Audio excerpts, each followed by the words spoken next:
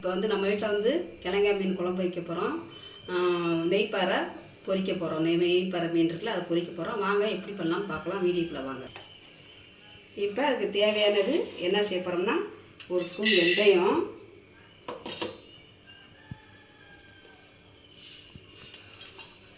அதிலே ஒரு ஸ்பூன் அரிசிப்பா,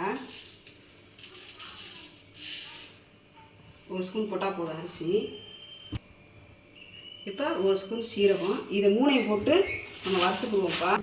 இது மூணையும் அரிசி, வெந்தயம், சீரகத்தை வறுத்து நம்ம பொடி பண்ணிடுவோம். பொடி பண்ணி இது குழம்புல போடணும்.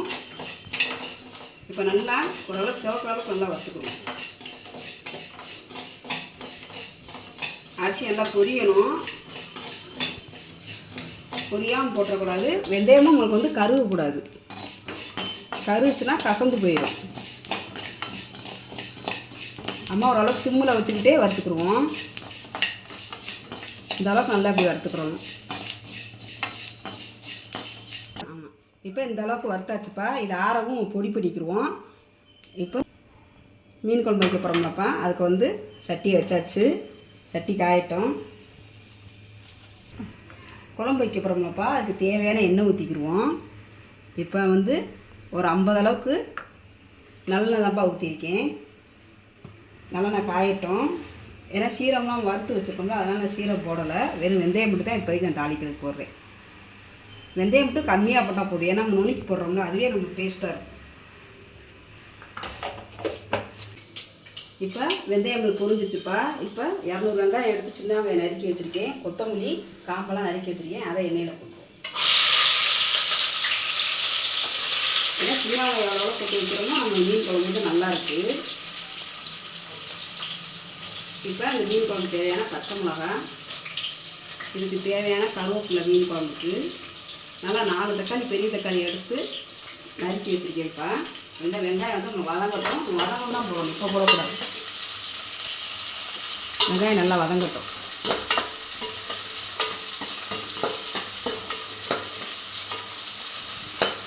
வெங்காயம் ஓரளவுக்கு வதங்கட்டும். அதுக்கு தேவையான தனி மிளகாய் போட்டுக்கலாம். 1 ஸ்பூன் போட்டிருக்கு. மொத்தம் இதுக்கு 2 ஸ்பூன் போட்டிருக்கு தனி மிளகாய்.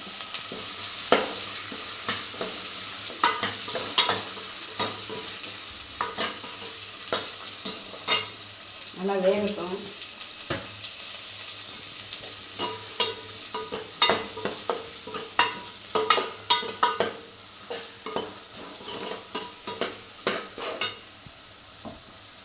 இப்போ 4 தக்காளி நம்ம நறுக்கி வச்சுருக்கோம்ல, அதையும் போட்டுக்கலாம்.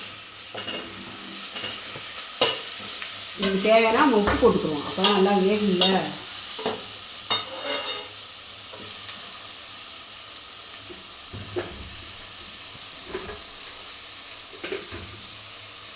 இந்த குழம்புக்கு தேவையான உப்பு அடுத்து நம்ம பத்தாட்டினா நம்ம போட்டுக்கலாம். இல்லைன்னா நமக்கு இந்த உப்பே கரெக்டாக இருக்கும். 50 புளியை எடுத்து கரைச்சி வச்சுருக்கேன்ப்பா. அது அப்புறம் தான் ஊற்றணும். இப்போதைக்கு தக்காளிலாம் நல்லா வதங்கட்டும். வதங்கட்டும்பா. நம்ம வந்து வறுத்து வச்சோம்ல, அதை பொடி பண்ணிவிட்டு பார்த்துக்குவோம். இது வதங்கட்டும்.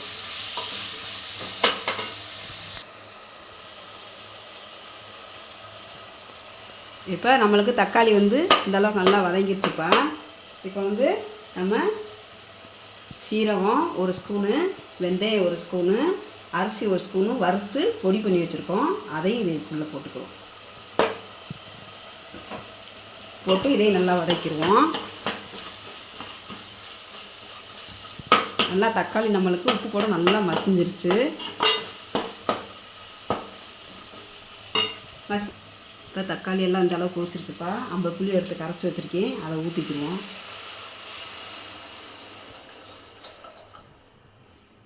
வீட்டு மசாலா பொடி போட்டுக்குவோம். ஏற்கனவே மிளகாத்தூள் 2 ஸ்பூன் போட்டோம்னா இப்போ வீட்டு மசாலா பொடி போட்டுக்குவோம். 1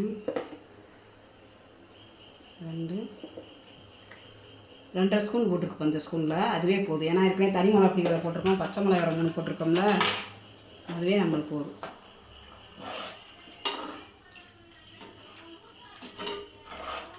தேங்காய் வந்து நம்ம உடனே இப்போ ஊற்றிடக்கூடாது. நல்லா ஓரளவு கொதிக்க வந்து நம்ம தேங்காய் ஊற்றணும். நம்ம ஊற்றியெல்லாம் பார்த்துக்குவோம். இப்போ மூடியை போட்டு மூடி வச்சுருவோம். கிழங்கா மீன் நம்ம குழம்பு வச்சோம்னாப்பா, 1 கிலோ எடுத்து குழம்பு வைக்க எடுத்து வச்சுருக்கோம். இப்போ வந்து முட்டைப்பாறைப்பா, இது நெய்ப்பாறைப்பா. நெய்ப்பாறை வந்து இப்போ வந்து பொரிக்க போகிறோம். இதுக்கு தேவையான மஞ்சத்தூள் போட்டுக்குவோம். இந்த ஸ்பூன் 1/2 ஸ்பூன் மஞ்சத்தூள், 1 ஸ்பூன் வந்து மிளகுத்தூள்ப்பா. இது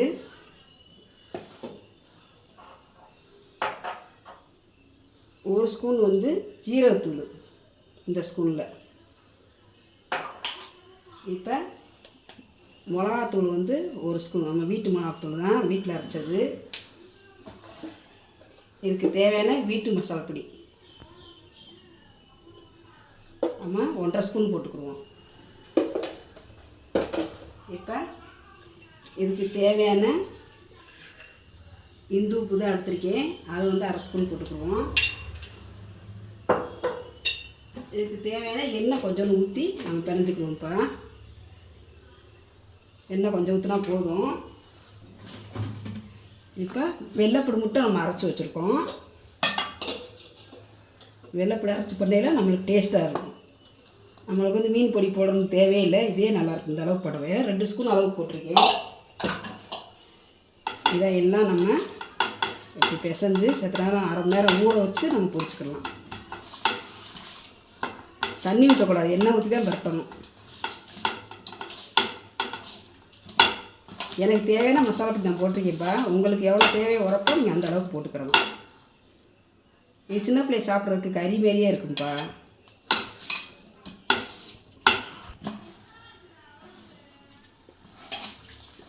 இப்போ எல்லாமே பரட்டிக்கிட்டோம்ப்பா. என்னென்ன போட்டோம்னு உங்களுக்கு தெரியுங்களா? இப்போ உப்பு மட்டும் இருக்கான்னு சொல்லி நம்ம செக் பண்ணி பார்த்துக்குறோம்.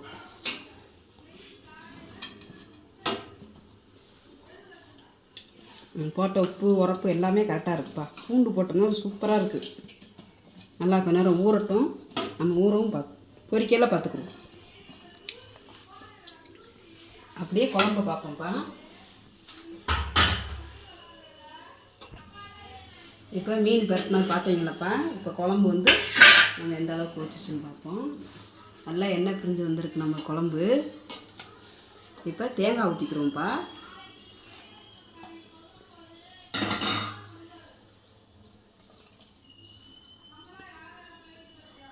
தேங்காய் ஊற்றி லைட்டாக கழுவி ஊற்றினா போதும். ரொம்ப தண்ணி ஊற்றக்கூடாது, ஏன்னா நம்ம குழம்பு டேஸ்ட்டு மாறி போயிடும். குழம்பு கொதிச்சிருச்சுல, இப்போ நம்ம மீனை போடுவோம்.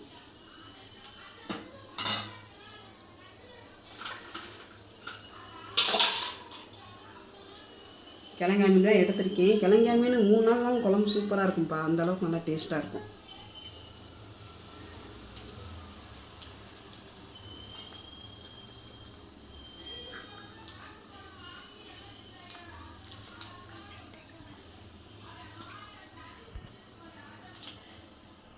எல்லாமே இப்போ எல்லா மீனுமே 1 கிலோ இதில் போட்டோம்பா. இப்போ நம்ம உப்பெல்லாம் இருக்கான்னு சொல்லி நம்ம செக் பண்ணி பார்த்துக்கோ. ஏற்கனவே போட்டோம்ல உப்பு, அதாக இருக்கான்னு செக் பண்ணி பார்த்துக்கோ.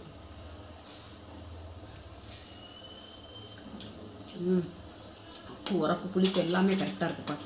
50 புளி போட்டே 4 தக்காளி போட்டிருக்கேன்ப்பா. கரெக்டாக இருக்க 3 பச்சை மிளகா போட்டிருக்கேன். இப்போ நம்ம கொதிக்கட்டும், நம்ம கொதிக்கவும் பார்த்துக்குறோம். இப்போ நம்மளுக்கு 1/2 மணி நேரம் ஊறிடுச்சுப்பா. இப்போ மீன் நம்ம பொரிச்சுக்கிடுவோம். இன்றைக்கி எங்கள் வீட்டிலப்பா கிழங்கா மீன் குழம்பு, நெய்ப்பாறை பொரியல். வேகட்டும். இப்போ இதில் நம்ம கருவேப்பிலை போட்டு நம்ம பொரிக்கிறோம். கருவேப்பிலை போட்டு பொரிக்கையில் நம்மளுக்கு நல்லா டேஸ்ட்டாக கிடைக்கும் நம்ம மீன். இப்படி நீங்கள் உங்கள் வீட்டில் இதே மாதிரி பொரிச்சு பாருங்கப்பா.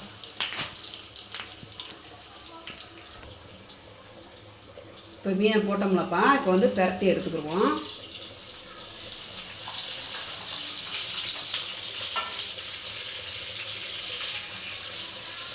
பரட்டிட்டோம். அது மாதிரி நம்ம இதையும் இதே பரட்டிக்கிடுவோம். இப்போ இதை வந்து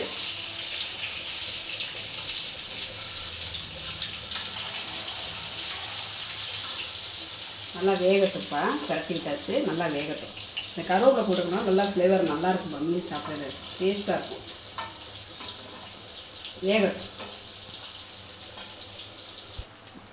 இப்போ மீன் வந்து நம்ம பொரிச்சிட்டோம்ப்பா. வேறு கலந்து கிடக்கிறேன்.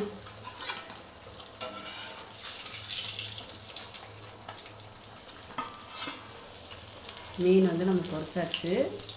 இப்போ எல்லாத்தையுமே நம்ம பொரிச்சுட்டு தான் பார்த்துக்கணும். பொரிச்சு எடுத்தாச்சு. இப்போ குழம்பு நம்ம பார்த்துக்கலாம் செக் பண்ணி. இப்போ இந்த அளவுக்கு நம்மளுக்கு எண்ணெய் பிரிஞ்சு வந்துருக்குப்பா குழம்பு. உப்பு உரப்புலாம் இருக்கான்னு கரெக்டாக பார்ப்போம். சூப்பராக இருக்குப்பா குழம்பு. உப்பு உரப்பு எல்லாமே நல்லாயிருக்கு. இப்போ இதுக்கு தேவையான கொத்தமல்லியை போட்டு நம்ம இறக்கிடுவோம். கொத்தமல்லி எவ்வளோ போடுறோமோ நல்லாயிருக்கும்ப்பா. இப்போ அடுப்பு அமர்த்திடுவோம்ப்பா. நம்ம மீன் குழம்பு ரெடி ஆயிடுச்சு.